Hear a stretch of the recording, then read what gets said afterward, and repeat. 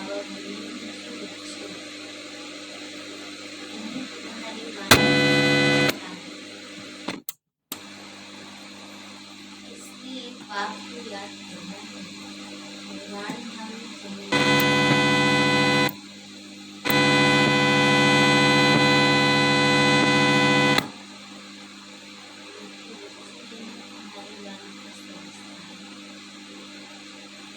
इसलिए बाप को याद करना है। भगवान हमें चाहिए शहर बाप के पास इस बात का भेद है, हर एक बात साहूकार का, हर एक को पुरुषार्थ से अपना ऊंचा पद पाने का अधिकार है। आगे चलकर सबको अपने पद का साक्षात्कार हो। बाबा कहते हैं, "मुझे गरीब के पास", इसलिए अभी गरीब बच्चों की सब आशाएं पूरी हो गई। यहाँ अंतिम समय है, इसकी दबी रही पीढ़ी में इसको राजा वो बाप को ईश्वर कहते हैं, उसका सफल ये थे आखिर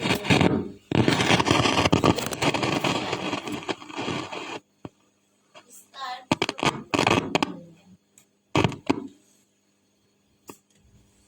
हर एक बात सेकंड में समझने के लिए समय में बाप से वर्षा लेना है।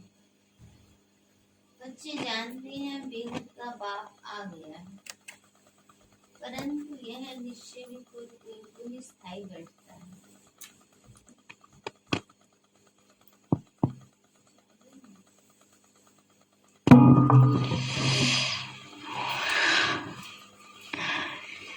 बाबा कहते हैं,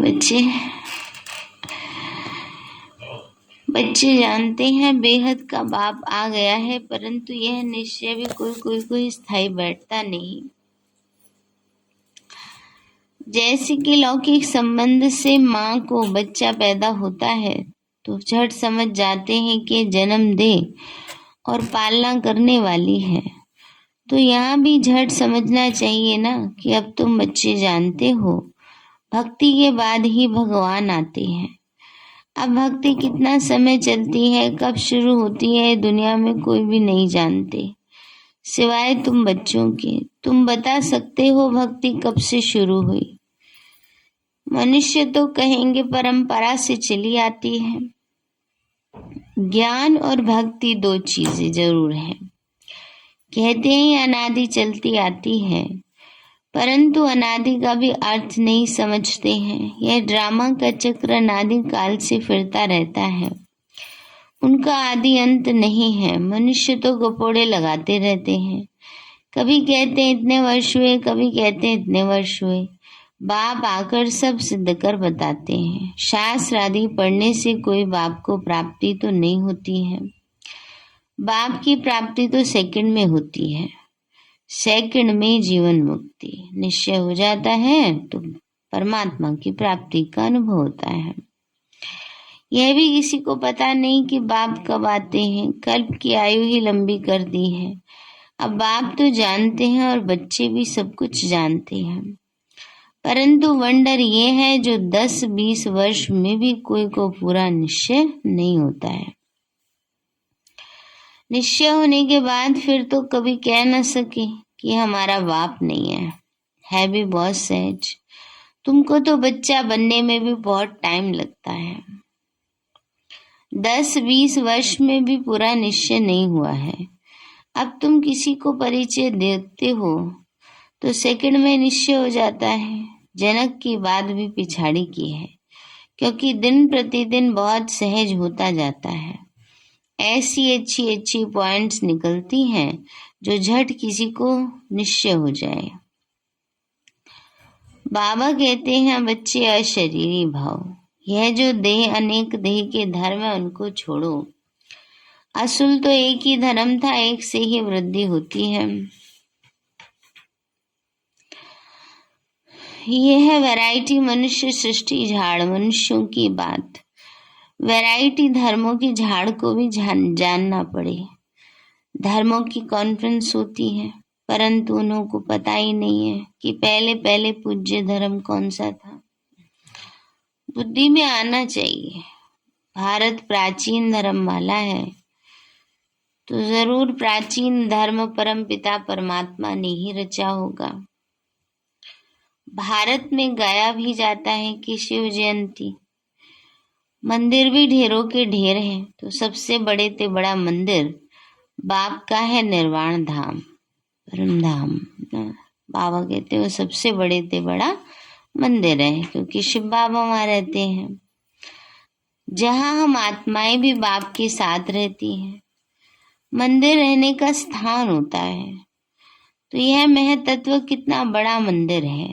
तुम्हारी बुद्धि में आना चाहिए कि ब्रह्म तत्व जो सबसे ऊंचे से ऊंचा था मंदिर है, हम सब वहां के रहने वाले हैं। वहां सूर्य चांद आदि होते नहीं है, क्योंकि रात दिन नहीं होता है, और परम धाम तो सूर्य चांद तारों सबसे परे है। बाबा कहते हैं वहां दिन रात की बात नहीं, सूर्य चांद की बात नहीं है। असुल हमारा रूहानी मंदिर वह निर्वाण धाम है, वही शिवालय है जहां हम शिव बाबा के साथ रहते हैं। शिव बाबा कहते हैं मैं उस शिवालय का रहने वाला हूँ, ये है बेहद का शिवालय। तुम शिव के बच्चे भी वहां ही रहते हो, वो है इनकॉर्पोरियल शिवालय। फिर कॉर्पोरियल में आते हैं, इनकॉर्पोरियल माना निराकार शिवालय, कॉर्पोरियल माना साकार। फिर कॉर्पोरियल में आते हैं, यहाँ रहने का स्थान बनेगा। अभी शिव बाबा यहाँ है, इस शरीर में बैठा हुआ है, यह है चैतन्य शिवालय, जिससे तुम बातचीत कर सकते हो। वह निर्वाण धाम भी शिव बाबा का शिवालय है, जहाँ हम आत्माएं रहती हैं। वह घर सबको याद पड़ता है, वहां से हम आते हैं पाठ बजाने। सतो रजो तमो में उसमें हर एक को आना ही है, ये बात बुद्धि में किसी की भी आती नहीं है। जो भी आत्माएं हैं उन सबको अपना अपना अनादि पाठ मिला हुआ है, जिसकी ना आदि है ना अंत है। तो तुम बच्चे जानते हो हम असुल शिवालय के रहने वाले हैं। शिव बाबा जो स्वर्ग स्थापन करते हैं उसको भी शिवालय ही कहा जाता है। शिवालय तो सब समझते हैं ना, शिव के मंदिर को कहते हैं शिवालय। तो बाबा कहते हैं ब्रह्मा भी शिवालय है, परमधाम भी शिवालय है, सतयुग भी शिवालय है। शिव बाबा का स्थापन किया हुआ वहां भी बच्चे ही रहते हैं, उन्हों को ये राज्य भाग्य कैसे मिला? वह है सतयुग का आदि, अभी है कलयुग का अंत। तो सतयुग में देवी देवताओं को हेवन का मालिक किसने बनाया? यहाँ भी कितने अच्छे अच्छे खंड हैं। अमेरिका सबसे फर्स्ट क्लास खंड है, बहुत पैसे वाला है और ताकत वाला भी है। इस समय सबसे हाईएस्ट है, बृहस्पति की दशा बैठी हुई है, परंतु उसके साथ साथ राहु की भी दशा बैठी है। इस समय राहु की दशा तो सबके ऊपर बैठी है। राहु की दशा बैठती है तो कलह कलेश करते हैं। तो बाबा कहते हैं सब पे राहु की दशा है तो सब विकारों के वश है। विनाश तो सबका होना है। भारत जो सबसे साहूकार था, भारत गरीब है। ये सब कुछ माया का भक्का है, माया का फुल फोर्स है, इसलिए मनुष्य इसको स्वर्ग समझते हैं।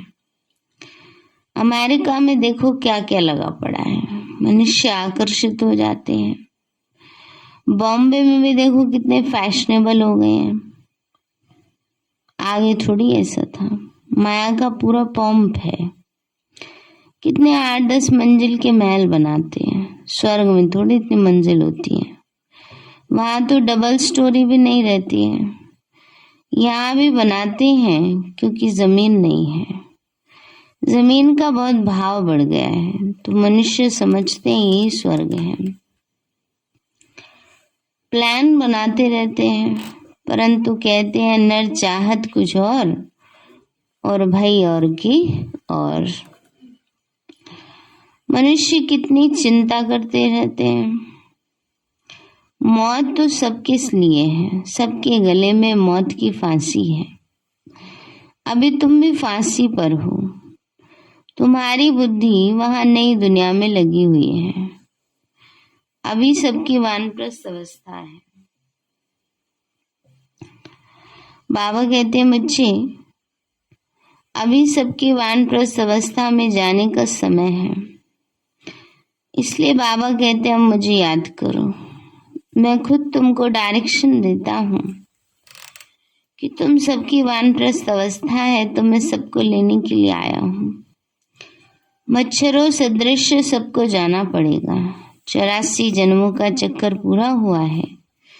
अब मुझे जीते जी याद करो। हम जीते जी स्वर्ग में जाने के लिए तैयार बैठे हैं, और कोई भी स्वर्ग में जाने के लिए तैयारी नहीं करते। अगर स्वर्ग जाने की खुशी हो तो फिर बीमारी में दवाई आदि भी ना करें। तुम जानते हो तो स्वर्ग में जाते नहीं। अब हम स्वीट होम में जा रहे हैं। वो है गॉड फादर का होम, घर, अथवा रूहानी शिवालय। फिर सत्युग को जिस्मानी शिवालय कहा जाता है। उस स्वर्ग में जाने के लिए हम पुरुषार्थ कर रहे हैं। बाबा ने समझाया ब्रह्मा का दिन और ब्रह्मा की रात मशहूर है। जब रात पूरी होती है तो मैं आता हूँ। लक्ष्मी नारायण का दिन और रात नहीं कहेंगे, ब्रह्मा की कहते हैं। भले है वही ब्रह्मा, परंतु ब्रह्मा का दिन और ब्रह्मा की रात का ज्ञान है। वहाँ लक्ष्मी नारायण कोई ज्ञान नहीं है। इसलिए ब्रह्मा और ब्राह्मण ब्राह्मणियां समझते हैं कि शिव की रात्रि कब होती है। दुनिया तो इन बातों को नहीं जानती है। शिव है निराकार, वो कैसी है आई है भी पूछना पड़े ना। शिव जयंती पर तुम बहुत सर्विस कर सकते हो।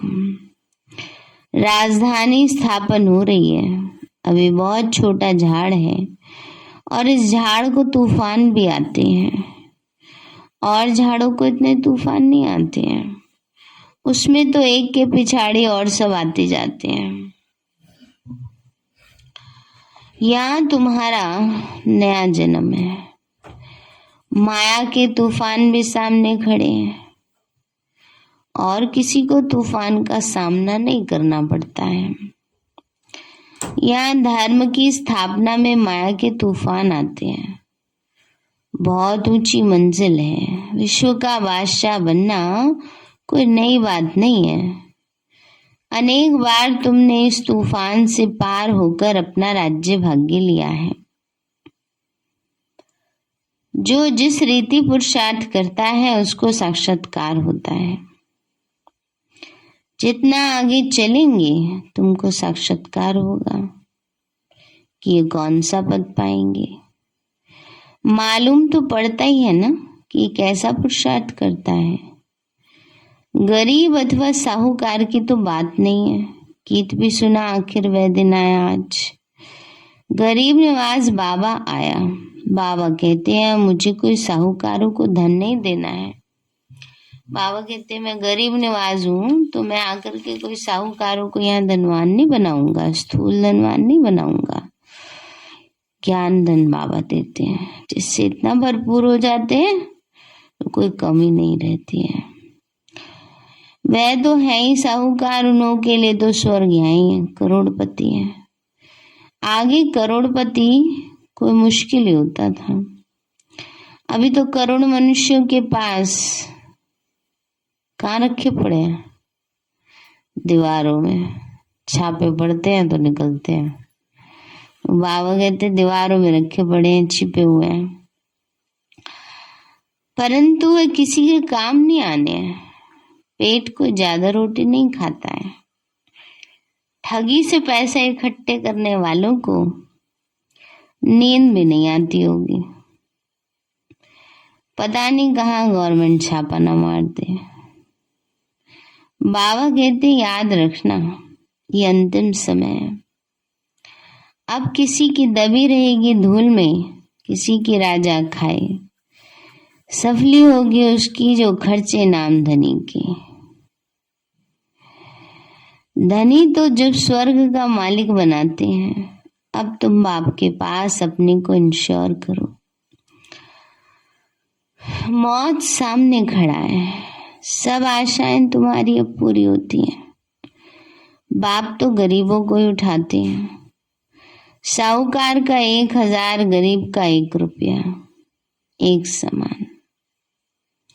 अक्सर करके गरीब ही आते हैं, किसका पगार 100 है, किसी का 150 है। डिपेंड करता है कौन किस भावना से देता है, कितना परसेंट देता है। कई बार बाबा ऐसे कह देते हैं, बच्चे तुम्हारे 100 रुपए और अमीर के 1000 रुपए बराबर है, लेकिन उसका परसेंट कितना है? अगर साहूकार ने वही 1000 रुपए बड़ी भावना से दिया है, उसका परसेंट गरीब से ज्यादा ही होगा। तो भावनाएं भी देखी जाती हैं, स्थिति भी देखी जाती है। बाबा कहते मनुष्यों के पास करोड़ है, उन्हों के लिए स्वर्ग है, कभी नहीं आएंगे, नहीं बाबा को दरकार है। बाबा कहते वो आएंगे भी नहीं और बाबा को दरकार भी नहीं है। क्यों? क्योंकि बाबा के यज्ञ फुरी फुरी से बढ़ता है, फुरी फुरी से तालाब बढ़ता है, बूंद बूंद से। सब बच्चों का सहयोग से चलता है सब काम। अगर बाबा चाहे तो एक से ही सब काम करा ले, पहले से करा लेता। बाबा कहते हैं, बाबा कहेंगे तुम भले अपना मकान आदि बनाओ, सेंटर खोलो, हम पैसा क्या करेंगे। दरवाजा खुल रहा है। बाबा कहते हैं बच्चे सन्यासी लोग तो बहुत फ्लैट्स आदि बनाते हैं, उनके पास बहुत मिल्कियत रहती है, ये रथ भी अनुभवी है। अब मैं आया हूँ गरीबों को साहूकार बनाने, तो अब हिम्मत करो। करोड़पति जो हैं उनके पैसे कोई काम में आने वाले नहीं है।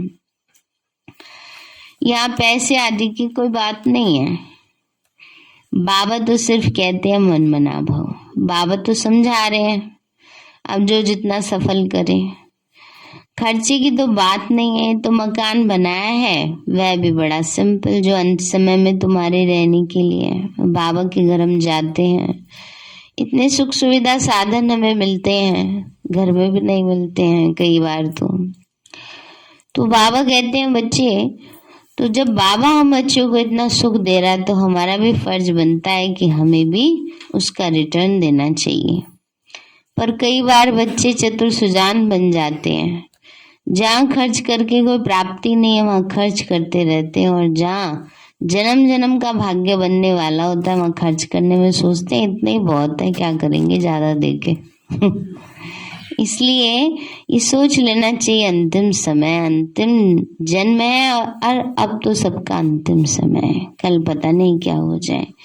इसलिए अपना तन मन धन सफल करना चाहिए, जितना हो सके ज्यादा से ज्यादा।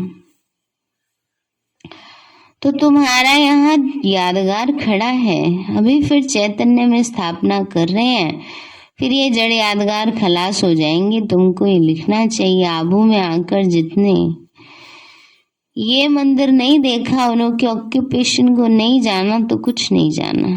तुम कहेंगे हम वही चैतन्य में अब बैठे हैं, इन जड़ चित्रों का राज समझा सकते हैं। कहेंगे हम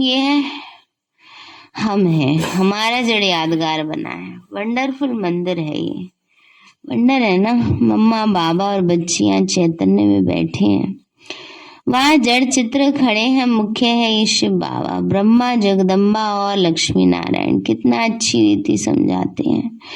बाबा का बनकर फिर भागंती हो जाते हैं। भागंतियों का भी हम चित्र रख सकते हैं। अगर पक्का निश्चय है तो अपनी राजाई का चित्र बना लो, तो स्मृति रहेगी। हम भविष्य में डबल सिरताज स्वर्ग के मालिक बनेंगे। अगर बाप को छोड़ दिया तो ताज तो गिर पड़ेगा। ये बड़ी वंडरफुल बात है समझने की। बाप को याद करो, उनसे ही वर्षा मिलता है। उनको ही सेकंड में जीवन मुक्ति कहा जाता है। भविष्य के लिए बाबा तुमको लायक बना रहे हैं। मनुष्य दान पुण्य करते हैं दूसरे जन्म के लिए, वो है अल्पकाल की प्राप्ति। तुम्हारी तो इस पढ़ाई से भविष्य के जन्मों के लिए प्रारब्ध बनती है। कोई इस माता पिता की आज्ञा पर पूरा चले तो एकदम तर जाए, माता पिता भी खुश होंगे। अमल में नहीं लाते हो तो पद भी कम हो जाता है। शिव बाबा कहते हैं मैं तो निष्कामी हूँ, अभोक्ता हूँ। मैं टोली आदि भी कुछ नहीं खाता हूँ, तो क्यों भोग लगाते हैं फिर? बाबा तो कुछ भी खाता ही नहीं है। कहेंगे क्यों भोग लगाते? पता है सबको क्यों लगाते हैं भोग बाबा को? वाइब्रेशंस, भासना तो लेता है, खाता नहीं है। तो बाबा कहते विश्व की बादशाही भी तुम्हारे लिए है, ये खान पान भी तुम्हारे लिए है। मैं तो सर्वेंट हूँ, मेरे आने का टाइम भी मुकर्रर है। कलप कलप अपने बच्चों को राज्य भाग्य देकर मैं निर्वाण धाम में बैठ जाता हूँ। बाप को कोई शल भूल ना बोले, बाप तो तुमको स्वर्ग की बादशाही देने आए हैं, तो भी तुम उनको भूल जाते हो। किसी को बाप का परिचय देने का भी बहुत सहज तरीका बताया। पूछो परमपिता परमात्मा से आपका क्या संबंध है? प्रजापिता ब्रह्मा से आपका क्या संबंध है? दोनों ही बाप हैं। वह निराकार, यह साकार।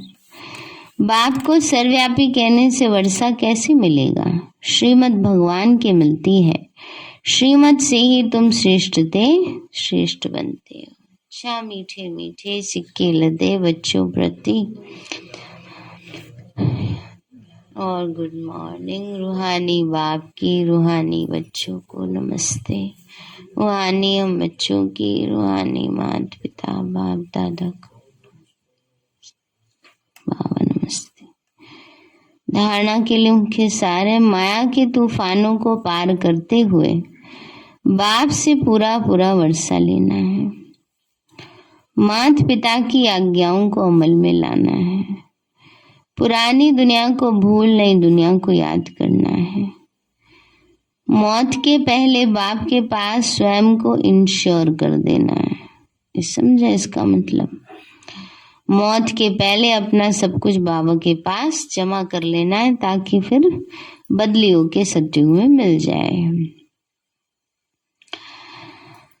वरदान दिया बाबा ने, बालक सो मालिक की सीढ़ी चढ़ने और उतरने वाले, बेफिक्र बादशाह डबल लाइट भव। बालक सो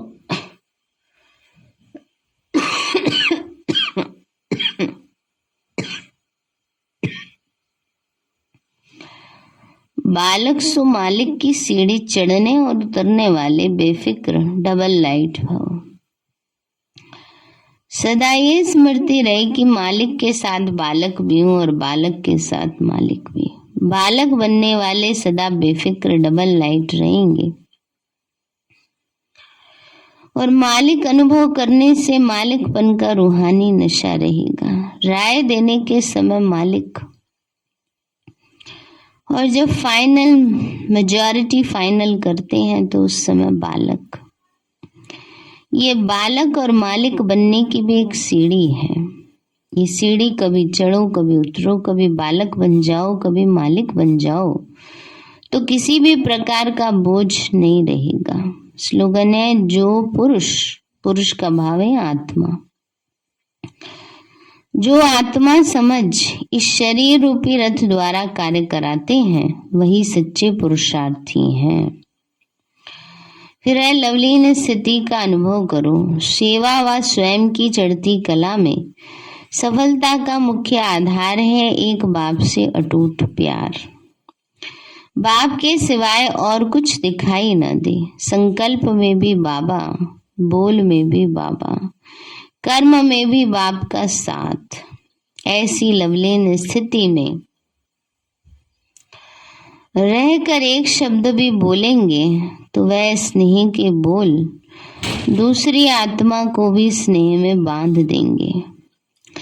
ऐसी लवलीन आत्मा का एक शब्द ही जादू मंत्र का काम करेगा। सारे मीठे बच्चे, तुम्हारी वानप्रस्थ अवस्था है, इसलिए एक बाप को याद करना है, निर्वाण धाम में चलने की तैयारी करनी है।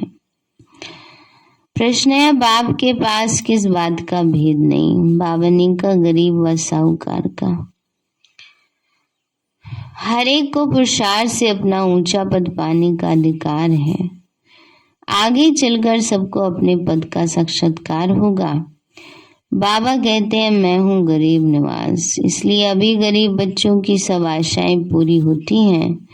ये अंतिम समय है। किसी की दबी रहेगी धूल में, किसी की राजा खाए। जो बाप को इंश्योर करते उनका सफल होता है। गीत है, आखिर वह दिन आया आज। ओम शांति।